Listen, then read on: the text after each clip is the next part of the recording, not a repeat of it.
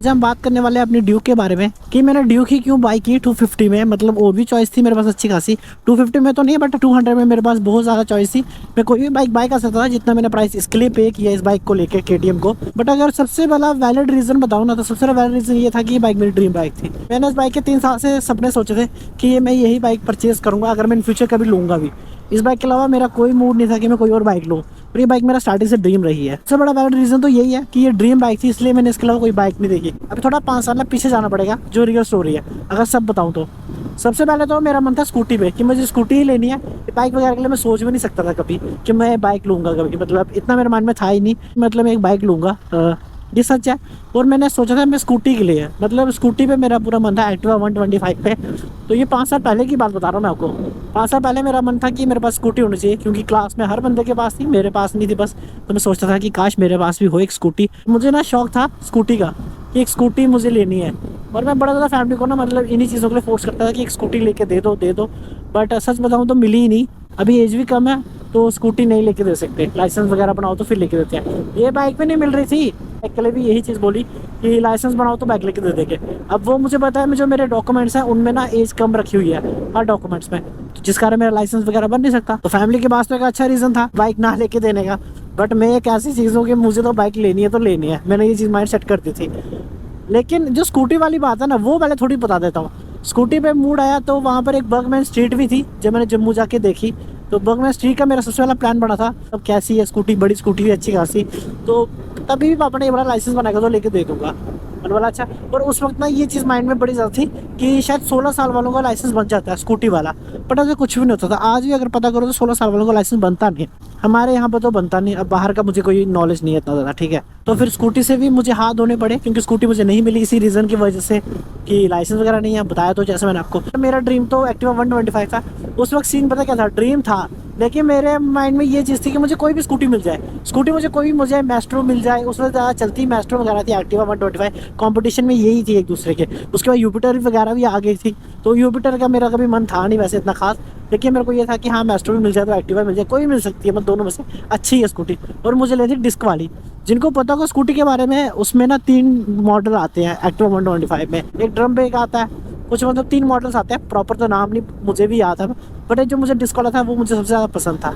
But वही मुझे family वगैरह ने नहीं लेके दी। उसके बाद हो गए 3 साल जैसे हुए, लॉकडाउन वगैरह भी हुआ बीच में। जैसे मैं बता रहा हूँ 5 साल मतलब मीन समझ लो।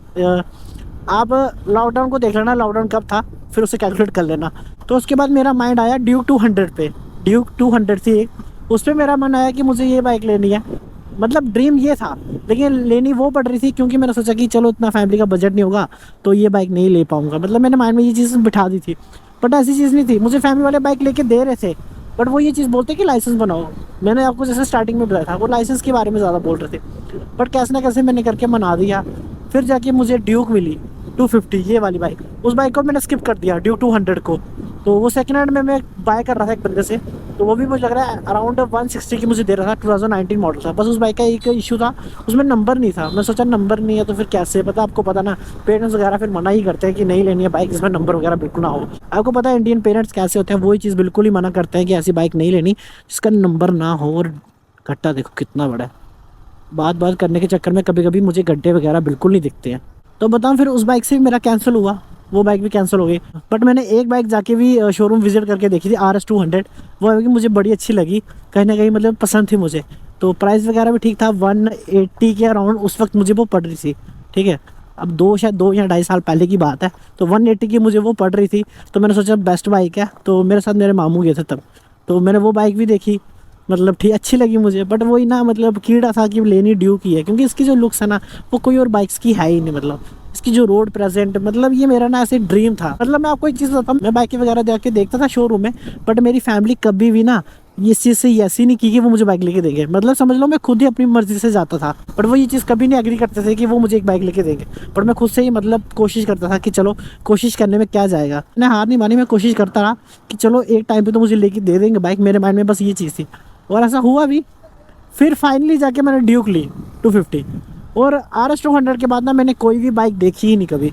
मतलब मुझे इस बाइक की कोई पावर के बारे में इतनी नॉलेज नहीं थी खास, कुछ भी नहीं। बट हाँ, जैसे मैंने इस बाइक को परचेज़ करना था तो मैं इस बाइक के बारे में ना रिसर्च करता रहता था, कितनी पावर है, इंजन वगैरह, एवरेज, हर एक चीज़ मेरे मन में जितने भी डाउट्स थे, वो भाई पागल है ये ट्रक वाला भी, मेरे मन में जितने भी मतलब डाउट्स थे ना इस बाइक को लेके, वो सारे मैंने क्लियर कर दिए थे जब मैंने इंटरनेट पे वगैरह सर्च की इस बाइक को लेके। और अगर मोटो ब्लॉग का भी थोड़ा सा एक पार्ट बता दूँ ना, कि मोटो ब्लॉग मैंने करने की स्टार्टिंग से सोची था, या ये मेरा तब बना जब मेरा उस बाइक आए, तो ये मेरा स्टार्टिंग से ही प्लान था, अगर मैं बाइक लूँगा तो मैं मोटो ब्लॉग करूँगा। क्योंकि मैं बाकियों को देखता था कि वो ब्लॉग करते हैं कैमरा वगैरह लगा के, हेलमेट के आगे कैमरा वगैरह लगाते हैं और बात करते हैं, तो ईजी होगा, मुझे ऐसा लगा। तो मैंने सोचा कि चलो ये तो मैं भी कर सकता हूँ, ये चीज़ मेरे माइंड में थी, मैं भी कर सकता हूँ। जितना ईजी सोचा था उतना ईजी था नहीं। वैसे स्टार्टिंग में थोड़ी प्रॉब्लम आती है बोलने वगैरह में।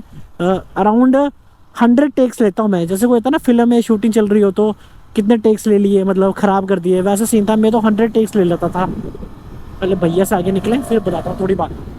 तो मैं आपको बता रहा हूँ कि 100 टेक्स लेता था मैं, समझ लो इतने ज़्यादा टेक्स ले रहा था मैं वीडियो के लिए।